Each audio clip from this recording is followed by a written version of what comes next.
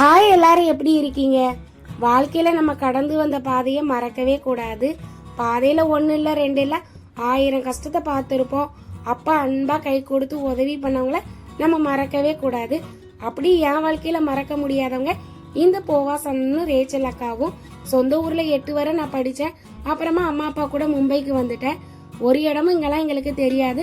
அப்ப எந்த ஒரு எதிர்பார்ப்புமே இல்லாம, ஏம்மா செல்வி உனக்கு படிக்க ஆசையா அப்படின்னு கேட்டதோட விடாம ட்ரெயின் டிக்கெட்லாம் எடுத்து கொடுத்து சென்னையில ஒரு அழகான ட்ரஸ்ட்ல சேர்த்து என்னை படிக்க வச்சாங்க.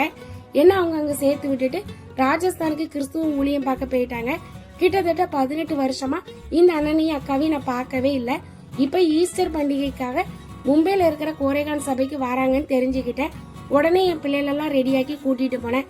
அண்ணனையும் அக்காவையும் பார்த்தல எனக்கு ரொம்ப சந்தோஷமா இருந்தது. உங்களுக்கு யாராவது வாழ்க்கையில இப்படி உதவிலாம் பண்ணியிருக்காங்களான்னு கமெண்ட்ல சொல்லுங்க. இன்னைக்கு ஈஸ்டர் பண்டிகை கொண்டாடுற அனைத்து சகோதர சகோதரிகளுக்கும் இந்த தங்கச்சுடிய நல்வாழ்த்துக்கள். நம்ம வீடியோ பிடிச்சா லைக் பண்ணுங்க, ஷேர் பண்ணுங்க, மறக்காம சேனலை சப்ஸ்கிரைப் பண்ணுங்க.